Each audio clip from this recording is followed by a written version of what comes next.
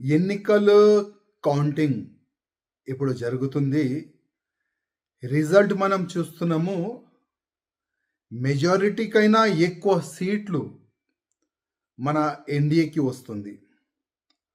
చాలా బ్రహ్మాండమైన విజయం సాధించినారు బీహార్లో.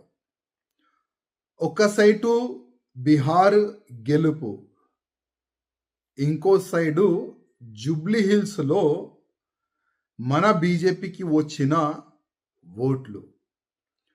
మొత్తం తెలంగాణలో ఇవాళ సోషల్ మీడియాలో ఏ విధంగా చర్చ నడుస్తుంది అది నేను చెప్పే అవసరము లేదు. గతంలో హుజురాబాద్లో బై ఎలక్షన్ వచ్చింది. ఈటెల రాజేందర్ గారికి ఎట్లయినా ఓడిపియాలని కేసీఆర్ గారు చాలా కుట్రలు అక్కడ చేసినారు.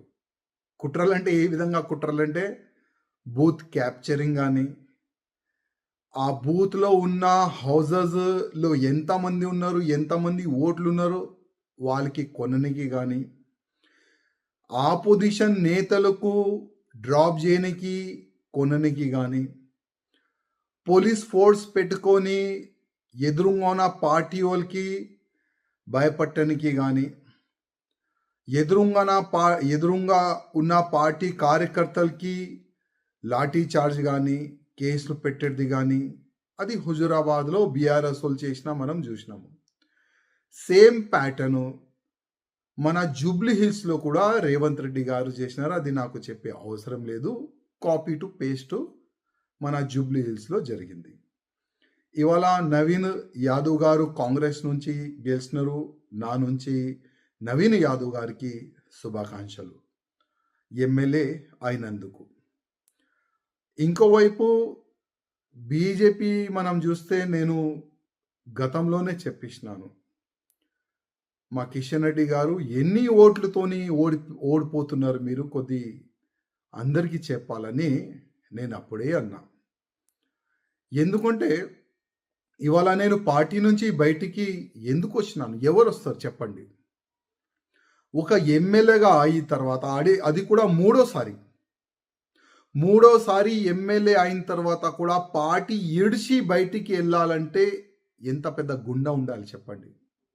బాధతోని నా పార్టీని ముంచేస్తున్నారు, నా పార్టీ మునిగిపోతుంది, అది నేను చూడలేను. అందుకోసం బయట నేను వచ్చినాను పార్టీ నుంచి. కనీసం జూబ్లీ హిల్స్ ఎన్నికలు రిజల్ట్ వచ్చిన తర్వాత నేను మా కిషన్ రెడ్డి గారికి, మా బండి సంజయ్ గారికి, మా లక్ష్మణ్ గారికి, ఈ ముగ్గురు చాలా పెద్ద నాయకులు, డైరెక్ట్ కేంద్రంలో ఉన్న పెద్ద నాయకులతోని డైరెక్ట్ టచ్లో ఉన్న నాయకులు, పెద్ద పోస్ట్లో ఉన్న మా ఈ ముగ్గురు నాయకులతోని నా ఒక నివేదిక. జూబ్లీ హిల్స్ రిజల్ట్ నెక్స్ట్ ఏదైనా ఎన్నికలు అయితే అట్లాంటి రిజల్ట్ బీజేపీకు రాకూడదంటే ఒక్కసారి గుండె పైన చేయి పెట్టుకొని చూడండి ఎక్కడెక్కడ తప్పులు అవుతున్నాయి, ఎక్కడ తప్పులు అవుతున్నాయి చూడండి, ఆలోచన చెయ్యండి. ఈ ఎలక్షన్ అయిపోతుంది, మీరు ఒక మీటింగ్ పెట్టుకుంటారు, ఎక్కడెక్కడ తప్పులు జరుగుతున్నాయి జస్ట్ మీటింగ్ చేసుకుంటారు, చాయ్ కాఫీ తాగుతారు, నాష్టా చేసుకుంటారు, బిర్యానీ తినిపోతారు, మళ్ళా దానికి మర్చిపోతారు. మళ్ళీ ఏ నాయకులు ఆయన పనిలో ఆయన బిజీ అయిపోతారు, ఏ కేంద్ర మంత్రి ఉన్నా ఆయన పనిలో ఆయన బిజీ అయిపోతారు. మళ్ళీ నెక్స్ట్ లోకల్ బాడీ ఎలక్షన్ ఉన్నది, దాని తర్వాత మున్సిపల్ కార్పొరేషన్ ఎన్నికలు ఉన్నది, దాని తర్వాత అంటే మొత్తం అసెంబ్లీ ఎన్నికలు కూడా వస్తుంది. ఈ 2 ఎలక్షన్లో బీజేపీ రిజల్ట్ ఒకవేళ జూబ్లీ హిల్స్ లాగా ఉంటే మళ్ళా బీజేపీ కార్యకర్తలు ఎక్కడ పోవాలి, బీజేపీలో ఉన్న సీనియర్ నాయకులు ఎక్కడ వెళ్ళాలి? ఒకవేళ ఈ విధంగానే రిజల్ట్ ఉంటే దానికి ఎవరు బాధితుడు? ఎవరు? నేను అడుగుతున్నా ఎవరు?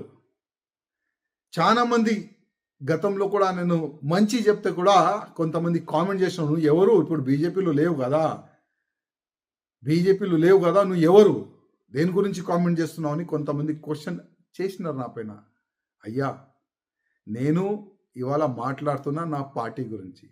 ఓకే. బీజేపీ నుంచి బయట ఉన్నా. కానీ ఇప్పుడు కూడా నేను నా పార్టీ అంటా. నాకు మీరు తీసుకోవద్దు బీజేపీలో. నాకు రానికి ఇప్పుడు ఇష్టం కూడా లేదు.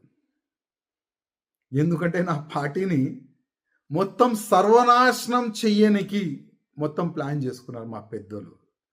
వాళ్ళు సొంత స్వార్థం గురించి మా పార్టీని సర్వనాశనం చేయనికి ఆల్రెడీ డిసైడెడ్. నేను ఎట్లా రావాలి చెప్పండి పార్టీలో? నెక్స్ట్ ఎలక్షన్ కొట్లాడుతానా లేదా అది కూడా నాకు తెలియదు. నాకు బాధ కూడా లేదు. కానీ ఒకటే ఒక బాధ. నా పార్టీ ఖతం అవుతుంది తెలంగాణలో.